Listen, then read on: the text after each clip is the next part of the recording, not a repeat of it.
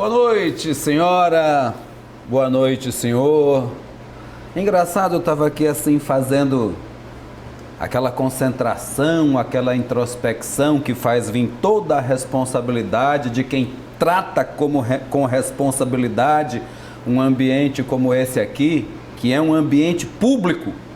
Isso aqui não é meu, nem de Natanael, nem dos nossos convidados, porque nós levamos em consideração vocês que nos ouvem, principalmente aqueles que nos param aqui e acolá na rua, que fazem uma crítica, fazem um pedido, traz fulano, traz Beltrano. Aí, como o Gleidson, punk rock lá do Maiobão, que mandou uma mensagem tão bonita de apoio. Mas é por isso que eu me lembrei de uma pessoa jovem que sempre começava o programa dizendo assim: e aí, como é que tá a tua vida? Grande abraço pro Danilo. E é baseado nesse respeito mútuo de quem produz e quem consome, que é uma dicotomia relativa. O senhor e a senhora já repararam uma coisa? Uma das coisas que a gente mais sofre aqui em São Luís, o que é trânsito? Aqui ninguém pode andar em calçada porque corre o risco de quebrar a perna. Então as pessoas andam na rua, é um hábito. Quantas vezes eu fiquei sentado ali na Raimundo Correia, olhando as pessoas trilhando, as calçadas lá ou quebradas, e as pessoas aqui andando. Então, hoje nós vamos falar desta relação de quem produz e quem consome, lembrando que nem todo mundo é motorista, mas todo mundo é pedestre. E que se há filmes, há quem os faça. E se há personagens, é porque eles são criados ou porque eles existiram. E quantos personagens que existiram e fizeram a força da nossa história, às vezes deixaram uma razão de ser do Maranhão, do Brasil. Quantos heróis equivocados estão anotados? Lá em São Paulo andam querendo derrubar estátuas daqueles bandeirantes que foram tão cultivados. Hoje em dia tem gente que diz que eram apenas matadores de índios. E nós aqui derrubando os babaçuais. Nós moramos nesses condomínios que são construídos sobre os babaçuais. É por isso que o exercício da cidadania é uma responsabilidade pessoal. Quem cumpre os seus direitos tem mais plenitude para exigir os seus deveres.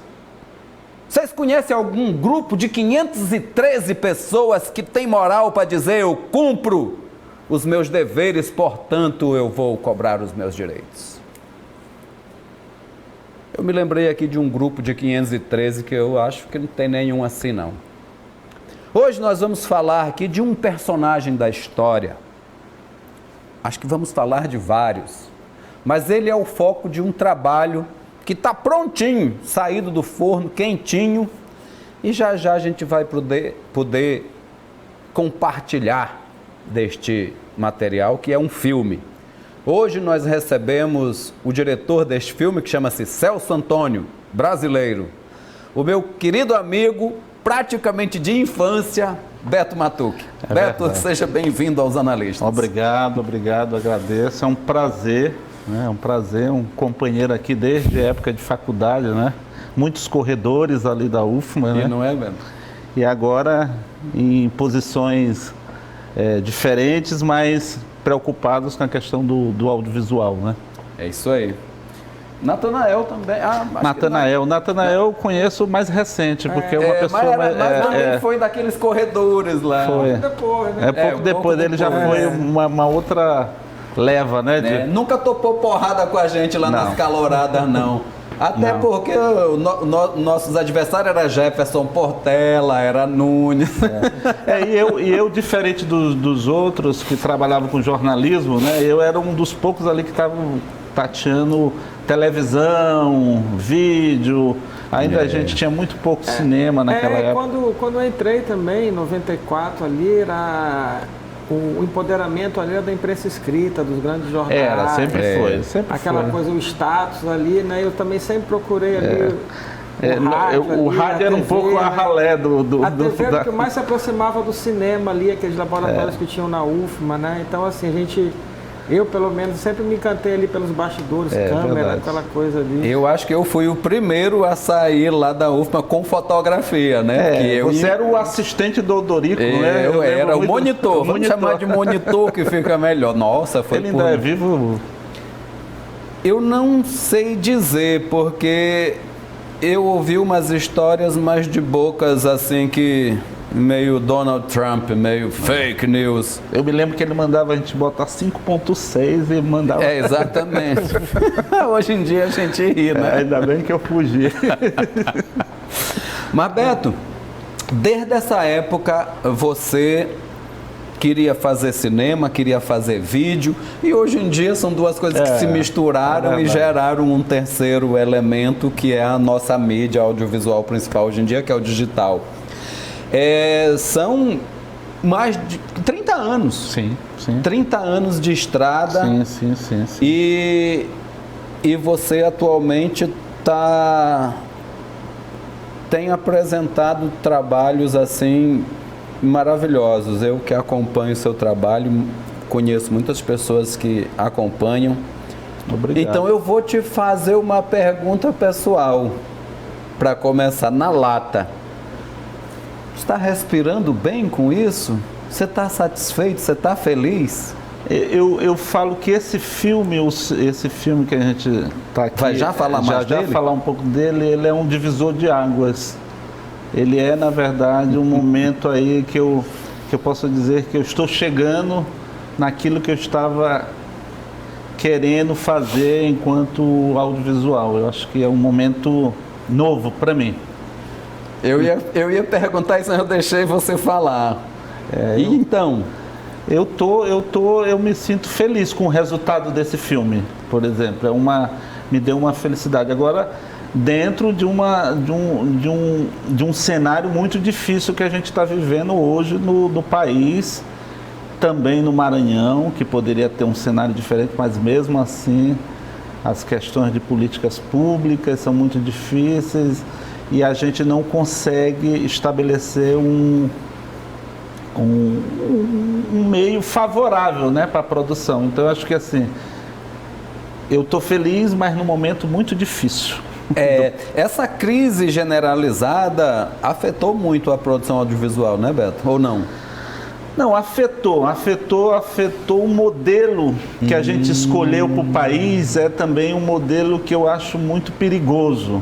Entendendo? A gente negou a questão dos conteúdos em função de uma metodologia de produção muito calçado no cinema americano.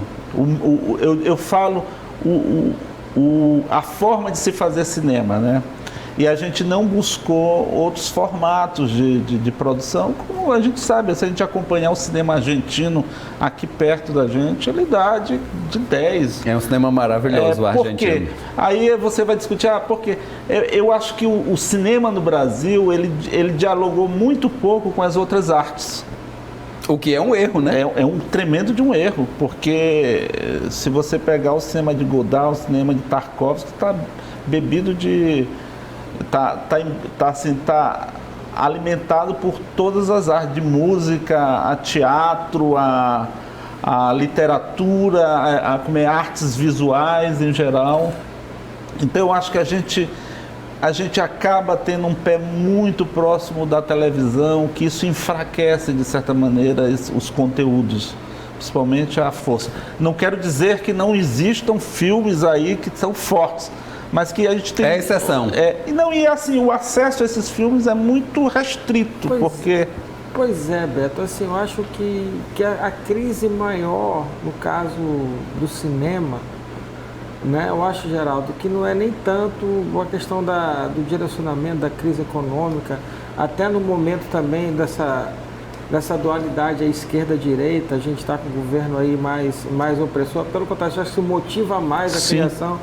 Mas eu acho que a grande crise, Geraldo, sabe, é de... Identidade. Não, eu acho que é do formato tecnologia, porque hoje em dia é uma quantidade muito grande de sensores. É o processo de adaptação. Isso, ainda, né? Não terminou. Hoje em dia a pessoa, né, tem como fazer um curta com celular e editar no próprio celular e já está emitindo, já está colocando isso no mercado. E essa farta produção, Geraldo, eu acho que ali que é aquela coisa, né? A gente chega numa livraria para escolher um livro, a gente tem tantas opções que a gente acaba escolhendo uma ou duas ali, e essa oferta muito grande ali acaba limitando a questão do tempo, até da gente compreender para assistir, divulgar melhor uma obra, ela está mais ali em tempo, em cartaz, nos cinemas alternativos, né? Acaba dificultando mesmo assim, o acesso de quem quer assistir. Por mais que a internet você possa colocar no YouTube ali e tal, mas como fazer as pessoas assistirem aquela obra? Sim. Esse acho que é o grande desafio, Geraldo. Eu concordo contigo. Acho que essa questão do volume, né, de produção, acaba você tendo um volume de coisas ruins também, muitas coisas ruins. Aí você tem que peneirar mais. Mas eu acho que tem uma questão aí, que é uma questão... Aí eu vou trazer para uma questão regional, né? Uma questão da gente aqui, porque a gente tem que construir o nosso cinema, um cinema que seja do tamanho da nossa perna, né? Que é a questão de formação. A gente tem um problema com a formação. Ainda é um problema. A gente sabe disso, a gente fez a mesma universidade e viu a deficiência histórica e que continua essa deficiência, né? Basta acompanhar. E aí você vê algumas estruturas de escolas se formando em São Luís, mas ao mesmo tempo estruturas sem um conceito, sem uma linha de pensamento. Porque quando você pensa em escola, você também está pensando em política pública também, entendeu? Você está pensando em que tipo de pessoa que você quer formar para o mercado e que tipo de cinema a gente quer fazer para esse mercado. Então acaba a gente reproduzindo alguns formatos que, assim, eu quando eu saí daqui, fui para São Paulo, eu trabalhei com isso, com escola, né? Eu dei muito tempo aula. Foi uma coisa que me ajudou muito também a compreender esse outro lado, que é esse lado do profissionalismo. São Paulo é muito bom para isso, né? Porque você é cobrado o tempo todo. Mas ao mesmo tempo é um cinema que está calçado todo nessa produção hollywoodiana, que é um mercado publicitário, que é muito forte em São Paulo, diferente da nossa situação. Vamos pegar como exemplo Recife, né? Pernambuco, que conseguiu fazer um cinema muito próprio deles, que é bem interessante, né? O Ceará, o próprio Ceará. Então, assim, você está vendo que tem um conceito aí sendo pensado até mesmo por políticas públicas, que é fundamental. Hoje em dia não dá para se fazer cinema sem política pública. Nós ainda não temos essa independência de mercado que a gente possa ser financiado por uma empresa diretamente, ou então ter um investidor que vai investir num filme seu, porque sabe que o retorno disso é muito, principalmente um documentário, como o meu caso. Eu acho, inclusive, que nunca vai ter. Por isso é que o formato tem que ser outro, inclusive nesse sentido. Vamos fazer uma paradinha, depois a gente continua aqui. Ainda tem muito pano para manga aqui, a gente volta já já. Voltamos aqui com os analistas. Hoje recebemos o cineasta Beto Matucki. E falávamos, você ia falar, Natanael? Pois é, falando da linguagem, cinema americano, tudo. Eu acho que no cinema ali, acho que a grande sacada continua sendo os planos e enquadramentos, né? Como você vai retratar ali, depois claro que vem o diálogo, né? Luz, direção, tudo. Mas o que você vê de diferente hoje, Beto, como cineasta, nessa questão de plano e enquadramento ali, Como é que você pensa essa relação hoje? Porque assim, a gente tem uma escola americana daquela câmera viva que vai seguindo o ator, daquela coisa mesmo tremida. Antigamente o tremido não era bom porque tirava a atenção da obra. Isso é Anselmo que dizia que quando a câmera de Glauber tremia era efeito, quando a dele tremia era defeito. Pois é, essa história é uma coisa assim, bem, bem louca, que a gente parece que tudo isso é novo, mas nada disso é novo. Não é. Assim, o cinema italiano, o neorrealismo, era a câmera na mão. E essa coisa do Glauber Rocha vem um pouco disso, que era essa maneira de encontrar um formato que fosse de custo mais baixo, que você tivesse uma velocidade. Se você pegar os filmes do Fassbinder, fazia filme em uma semana. E são geniais os filmes dele, não quer dizer que... Então, assim, havia uma intensidade ali e que se buscava um formato de produção. É isso que eu estava falando anteriormente. Esse formato, é aí que está a metodologia, né? Qual é a metodologia que a gente quer para o cinema? Então, assim, essa coisa da câmera tremida, essa coisa do videoclipe que todo mundo fala, os russos já faziam lá atrás isso aí na década de 20. Até o título do filme chamava-se Um Homem com uma Câmera na Mão, um dos primeiros longa-metragens. Vertov. Ziga Vertov fez um tratado sobre o olhar. Então, assim, a falta de informação é grave porque as pessoas acham que estão fazendo novo. Isso já foi feito lá atrás. Então, esse é um problema que passa por quê? Que é um grande problema do Brasil, é educação, formação continuada, formação que seja realmente formação, uma formação de base, que você realmente forme pessoas, não é só fazer uma estatística, porque a educação hoje virou estatística. Aí você vai se depara com os profissionais, com essas pessoas que estão saindo da escola. Eu queria até pegar uma coisa que você falou ainda há pouco, Beto, logo no começo, uma das primeiras, que você falou da formação e do distanciamento do cinema com as outras manifestações artísticas. Você citou o cinema, vamos colocar a fotografia entre aspas dentro? Sim. Vamos colocar a dança.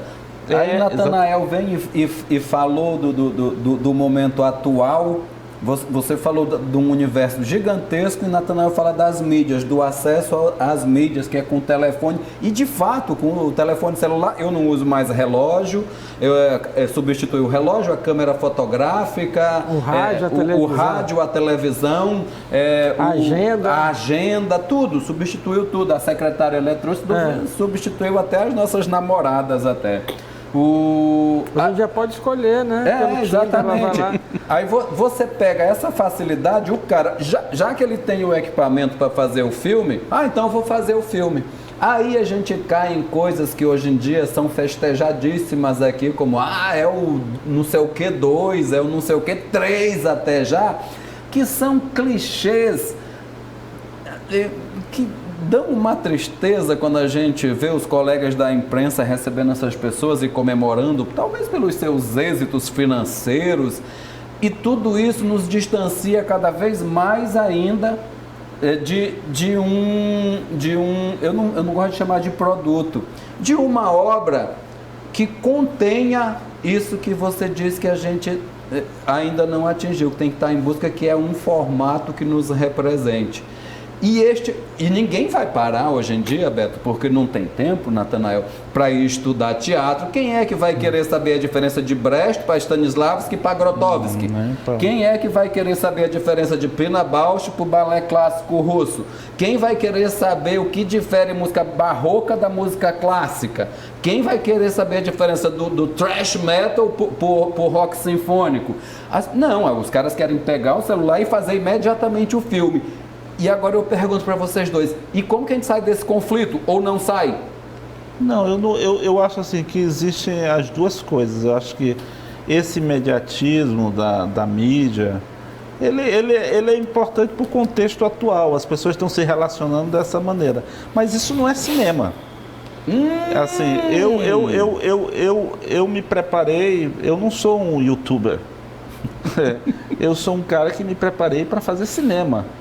Eu gosto da tela grande, a semiótica do cinema me interessa. Ir ao cinema, o escuro, isso é um ritual, isso faz parte do cinema. O cinema não está calçado só no filme, está em todo o ritual que está por trás disso. Assim. Então é uma arte que foi construída para provocar essa sensação e isso me interessa, esse tipo de conflito é que me interessa. Eu acho que é válido, tudo é válido. Eu sou um cara que eu peguei essa transição toda da tecnologia, acompanhei, trabalhei com engenheiros de TV, eu tive a oportunidade de trabalhar dentro de televisão, assim, tipo, confesso que não me agrada por causa dessa coisa fast food da televisão, mas por outro lado eu acho que a televisão é importantíssima, assim, tipo, o Roberto Rossellini é um cara que defendia muito a televisão e pouca gente conhece o Roberto Rossellini, né? O realismo e um cara que tem tratado sobre a importância da televisão para o cinema. E chamava Fellini de provinciano. Olha como é interessante, porque assim, tipo, a gente tinha muito isso, porque assim, você pega a televisão europeia, ela financia o cinema. Assim, a gente aqui, a televisão aqui se autofinancia, né? A Globo se financia, a Record financia. Então, assim, não é que eles estão financiando o cinema, a produção. Então, não tem essa política. Essa política ela é um pouco mais diluída dessa maneira pelos interesses dos grupos. Eu acho que no caso da televisão europeia, da televisão brasileira, ali comparando com a nossa realidade, é que a gente aqui é muito voltado para a informação, né? E a facilidade, né? Assim, a dificuldade de produzir conteúdo relevante, bons filmes, curtas-metragens, décadas passadas eram muito dispendiosos.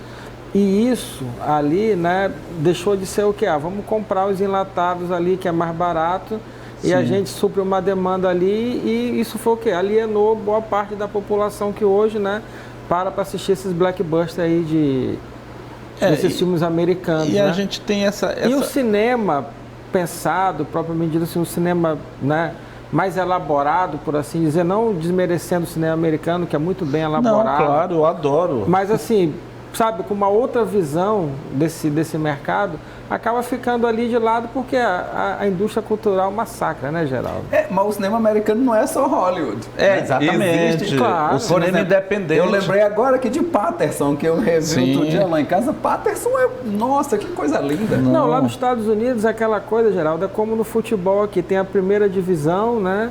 Tem os grandes estúdios, os grandes estúdios ficam de olho na galera que está surgindo com novas linguagens ali e dá oportunidade São de os olheiros, maior. Né? Tem os olheiros ali. Mas alguns eles nunca pegam. O Jim Jarmusch nunca foi muito hollywoodiano. Agora, tu me deu uma deixa interessante, porque assim, eu acho assim que o grande problema, volta esse assunto, né? A nossa alfabetização é televisiva. Diferente se você vai na Argentina, no Uruguai, existe uma formação, uma alfabetização literária, de leitura. Então, assim, isso muda muito, porque esse imediatismo, porque assim, você vai no cinema americano, você vê todo esse imediatismo, mas você tem uma gama de coisas boas ali, então assim, há esse leque de possibilidades. O que eu acho é que a gente não está caminhando, eu tenho uma crítica muito grande, é pessoal, eu acho que tem muita gente boa, que a gente não tem acesso, mas eu acho que a política pública, que vou usar a Ancine, que estabeleceu dentro da produção, ela é muito voltada para essa... Se você pegar as terminologias, são todas voltadas para um cinema que não é a nossa realidade.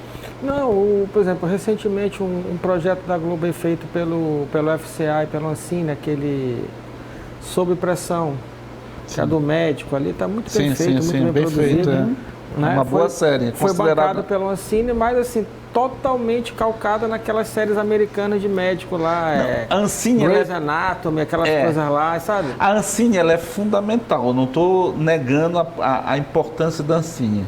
Mas eu acho que tem que existir um mecanismo... mas aquela coisa da educação que tu falou, Beto, que eu também concordo, sabe? Os produtores brasileiros vão beber na fonte aonde? Né? Por exemplo, até porque a Globo ali foi calcada no modelo da Time Life americana lá, né? vem aquele formato todinho, aqueles enlatados todos ali, aquele sonho americano. E a escola que veio aqui, que podia insurgir contra tudo isso, acabou absorvendo esse modelo. Então, as maiores produções brasileiras aí, a gente tem que saber reconhecer também, no caso, né, parte da Globo ali, que sempre foi muito bom na dramaturgia, teledramaturgia, bebe muito nessa fonte, né? Bebe total nessa fonte. Então, assim, acaba quem tendo, assim, sabe, uma outra visão, um outro modelo, acaba ali ficando ali, Geraldo, um pouco de lado ali do mercado. Mas eles bebem numa fonte porque eles têm verba para beber, entendeu? Eles têm acesso à tecnologia, por isso que as novelas são tão bem feitas. E agora com o presidente estão mais alinhado então aos americanos lá, que vai ser, né? Mas assim, eles construíram um know-how que é importante, eu acho que é uma coisa assim. Agora, uma coisa que eu acho que é importante, que a gente estava falando dos clichês anteriormente, você até comentou sobre isso, Geraldo, é que eu acho que tem um grande problema que você deve conhecer bem, porque sua área também de literatura, que é a falta de crítica. Numa cidade pequena, ninguém pode criticar ninguém. Você é automaticamente execrado. Como foi o autor do livro de crítica lá no final do século XIX? Eu sou persona não grata hoje, para te ter ideia, porque eu faço críticas diretas à política pública. E sou persona não grata. Apesar de ter tido umas vitórias aí mas escatitou bonito. Mas assim, sou persona, por conta de uma dessas aí, eu virei persona não grata. Mas assim, é bobagem. Se eu botar o meu projeto na lei de incentivo do Estado, ele não passa, eu não posso botar meu nome. Para te ver como o negócio é sério aqui. Ou seja, são políticas que estão se repetindo, sabe? De grupos, de pessoas que ficam no poder e ficam manipulando, pequeno poder, que eu acho isso pequeno poder. Isso já vem de muito tempo, uma apropriação não é de cultural, agora, mas se repetindo num governo de esquerda. Desculpa, mas assim, é uma coisa que tem que ser falada O canal é livre, porque assim, a sua é opinião. Um governo de esquerda que poderia ter um diálogo mais amplo, principalmente na questão de cultura, na questão de meio ambiente, na questão de ocupação urbana, que a gente está vendo o caos que está se tornando, algumas obras que estão sendo feitas, que a gente não sabe o impacto disso tudo. Então, tudo isso é diálogo. Eu acho assim, e quando a gente faz crítica, é para gerar um diálogo. Se eu sou criticado, eu quero te ouvir a tua crítica, eu quero saber as pessoas confundem muito, né? Até a gente conversando nas muitas ideias que a gente conversa aí, até de formatos, televisão, projetos, tudo. A função do crítico, né? Ela foi praticamente banida do país, né? Antigamente os críticos de arte que a gente lia, pegava as revistas, via o cara criticava o CD, fazia análise lá, até para a gente ter uma noção, ouvir muitas opiniões. E quando vem para uma cidade como São Luís, assim, que ela ainda é muito provinciana, então você vira inimigo público das pessoas de graça. Porque às vezes o autor, né, tem aquela coisa, Beto, assim, vou lançar a obra. Então, assim, claro que você passou ali anos, né, meses ali, se dedicando, você cria uma identidade ali com a obra ali, que ela passa a ser, né, sabe, te alimentar. Aí, de repente, vem um crítico ali, faz uma crítica pontual, às vezes o autor não tem a maturidade, fala, mas ele tem razão nisso aqui.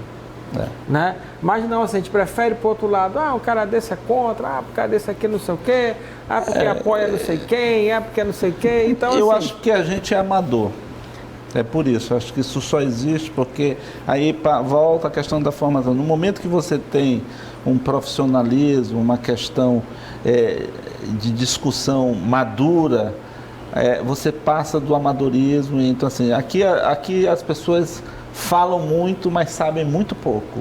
Eu acho que tem uma coisa, eu tenho que dizer isso, assim, eu tenho acompanhado gestores, assim, tipo, e a dificuldade de um diálogo é muito grande, muito grande. É a confusão entre opinião e crítica, que a opinião todo mundo pode ter a sua, mas crítica tem que ser embasada. Vamos dar mais uma paradinha, a gente volta já já. De 140 caracteres, então todo mundo é crítico. Tudo virou crítico. Pode rodar, meu filho, vamos.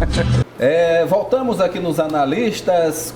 Quando a gente faz discussões desse tipo, a gente vai pelos igarapés das grandes discussões. Então, mas vamos falar um pouco do filme agora? Tá, Beto? Vamos começar mostrando o trailer. Beto trouxe o trailer do filme aqui para nós. Vamos ver, coloca o trailer pra gente ver, Jorge.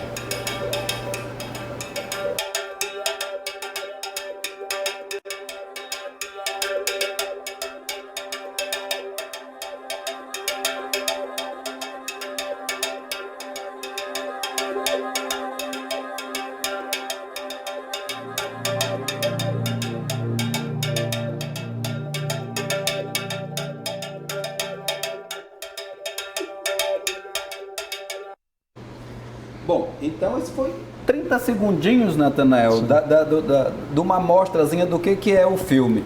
Beto, fala um pouco pra gente do Celso Antônio, que era maranhense, mas como tantos bons maranhenses, vazou daqui cedo, né? Como é que você chegou nele? Então, quando eu voltei de São Paulo, Não tem 10 anos ainda que você voltou de São Paulo? Não, já vai fazer 10 anos, exatamente 10 anos. O cinema estava me deixando muito inquieto e eu busquei essa coisa da memória, né? É uma coisa que me interessa muito, memória. Assim, o Joaquim Eickhoff me chamou para uma van, eu comecei a fazer o projeto dos escritores e na sequência eu fui fazer, a gente discutiu uma pauta lá de um possível projeto e aí eu coloquei para ele, vamos fazer juntos, em fazer um projeto com os artistas plásticos, artistas visuais hoje, né? E foi muito interessante porque a gente acabou, então, entrando num terreno pouco conhecido, porque a gente tinha, olha que coisa maravilhosa. É o encontro do Celso Antônio com o Manuel Bandeira. Pode ir rodando as imagens, valeu, gente. É incrível. Isso aí é uma obra belíssima aí que está lá na Academia Academia Brasileira de Letras. Sim, continua. E aí a gente começou a fazer essa pesquisa, né, lá no museu sobre os artistas visuais. E aí eu me deparei com aquele livro, que é um livro importante, que foi editado na época do Eliezer Moreira, né?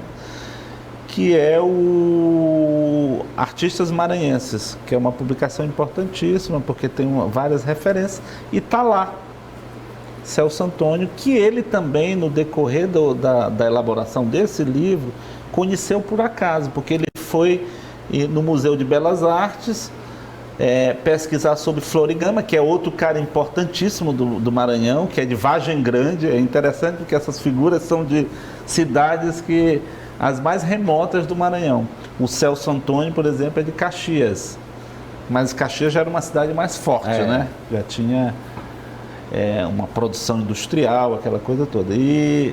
Mas ele viveu muito pouco em Caxias. Ele sai de Caxias e vai para Barra do Corda, de Barra do Corda ele vai para Belém, de Belém ele vai para o Rio. Do Rio ele vai para a França. Então essa busca dele aconteceu por acaso também, porque eu não conhecia o Celso Antônio. Quando eu me deparei com aquilo ali, eu fiquei assustado.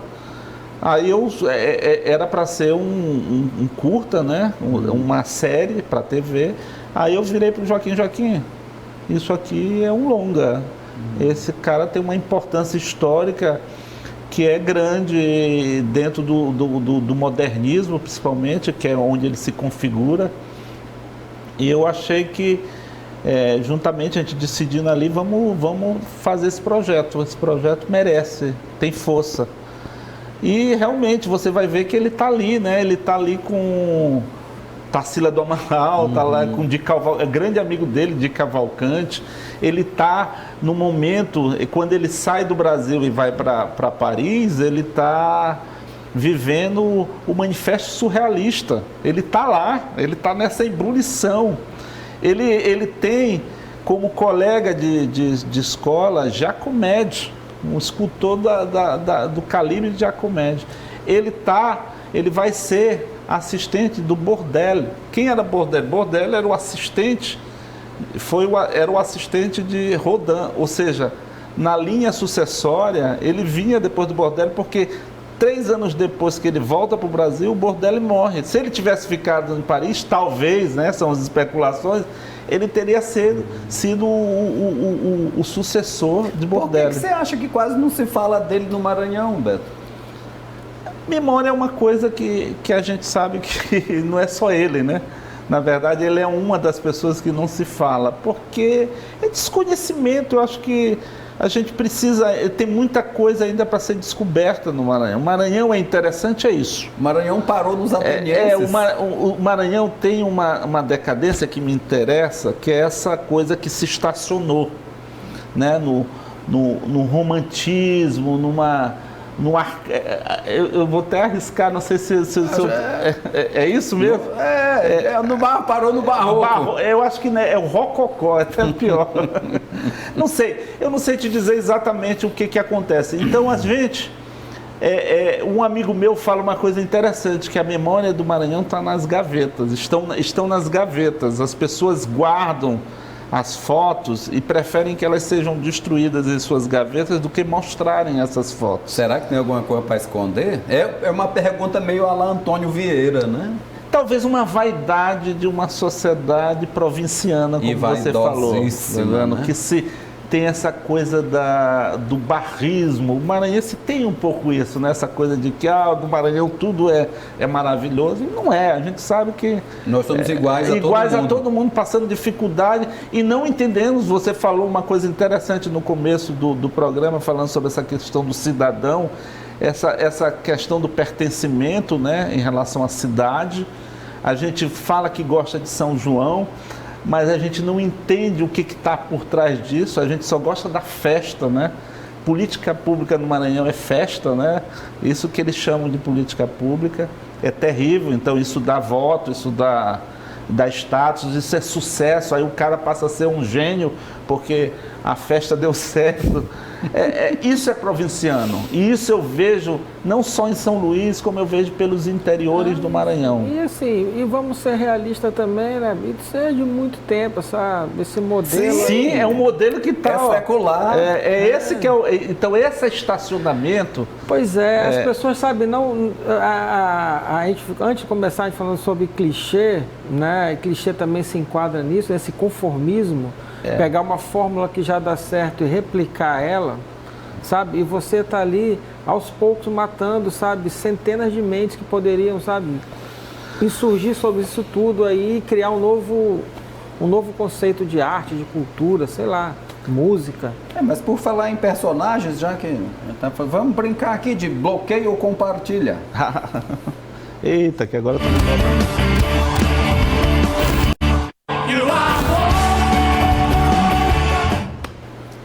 Vai ver, bota logo o primeiro, que é para não ter muita expectativa.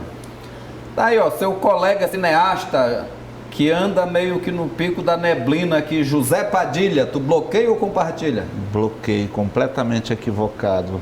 Ainda bem que ele admitiu, mas admitiu tarde, né? Por que você acha que ele é equivocado, Beto? Qual foi? Porque eu acho que a postura que ele tomou, eu acho que o Brasil todo tomou uma postura no momento em que a gente precisava ter se fortalecido, principalmente a classe artística, e se perdeu. O cinema dele, para mim, eu acho que começou lá, quando acho que ele produziu o Estamira, acho que foi o produtor do Estamira, que é um filme interessantíssimo. Ele começa a carreira grande muito sucesso bem. Com Tropa de Elite. Tropa de Elite eu já acho que já é uma coisa já visando o mercado americano, aquela coisa do mercado americano. Não que eu não acho que seja bem feito, é bem feito. Até porque ele trouxe um cara, nesse primeiro Tropa de Elite, um diretor de cena, se for diretor de cena, que botou todos aqueles planos de perseguição, ele botou o quê?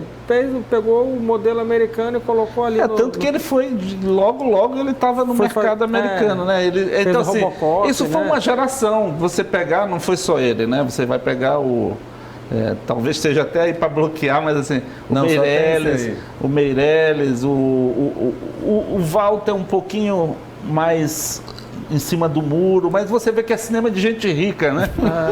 O cinema às vezes parece que é coisa de gente rica, né? E às vezes no Brasil parece muito isso. Não que eu não gosto, eu acho que tem seu valor, acho que é importante ter filmes porque isso aí alimenta o mercado, mas eu não perco meu tempo com esse cara. Pronto, os americanos chamaram aquele Meirelles. O meu medo é que o governo aqui acabe chamando o Meirelles de novo, que talvez fosse até menos mal. Enfim, vamos ver. Próximo. Tá aí, ó, o grande filósofo Olavo de Carvalho. Bloqueia ou compartilha isso, Beto? Isso é um atraso. Isso para mim é um atraso. Eu acho que a gente está vivendo um momento mais triste da história, talvez porque a gente não viveu não viveu diretamente a questão da repressão, a questão do militarismo no país. A gente está vivendo um momento de a República dos Imbecis. E esse rapaz aí, esse Olavo, para mim é mais um deles. É o professor dos imbecis. Terceiro nome. O imortal da Academia Brasileira de Letras, ex-presidente da República, José Sarney. Eu bloqueio também. Bloqueia? Bloqueio. Infelizmente, ele teve a faca e o queijo na mão, mas eu acho que os interesses pessoais eram mais importantes, os interesses do grupo eram mais importantes. Eu não compartilho não com a... Infelizmente, esse modelo que está se repetindo no governo atual vem dele, entendeu? Vem dessa coisa... É engraçado, né? Porque eu ouço, mas eu vejo, parece que tudo é muito igual, né? Então, assim, eu acho que a gente ainda está vivendo um atraso. E por conta dessa história que vem lá desse tal de 50 anos atrás, que tanto falam. O Maranhão 66 continua sendo Maranhão 66. Eu tinha um projeto interessante que se chamava Maranhão 666. Eu lembro. Você falou já. Eu acho que até um pouco antes, porque Vitorino Freire não era muito diferente. Não, né? a história, eu também acho que a nossa história é triste. É um derrubando o outro para assumir o lugar do outro. E se vocês forem ler as coisas do século XIX, também é a mesma, e do século XVIII e XVII, Antônio Vieira. Antônio Vieira já falava. Já falava. Para finalizar, quem é que tem aí? Tá aí, ó, você falou tanto em política pública, esse aí não sei nem se você conhece, é o Marlon Butão, que é o secretário municipal de cultura. Inexpressivo. Sinceramente, nem bloqueia. Eu não sei nem o que falar dele, porque para mim ele é inexpressivo. E o que você acha disso, de uma pessoa que é um produtor, que faz cinema, não ter o que falar de um secretário de cultura? Porque eu acho que as secretarias de cultura, elas são só fachadas, elas não são reais. Elas atendem um outro desejo que não é o desejo da política pública, sabe? Fazer política pública. Atende um interesse, assim, porque é engraçado, porque cultura é talvez a pasta que menos tenha dinheiro, né? Mas que todo mundo quer, né? Você reparou? Todo mundo quer essa parte, parece que é uma coisa assim. Então eu acho que ela acaba sendo uma moeda de troca. Isso que você tinha falado, que é uma coisa que vem lá de trás, essa moeda de troca. Você vê que aí tem aquela coisa, vamos ser amigo do rei. Então são as cortes que se estabelecem em torno dessas figuras. Eu estou falando aqui, mas...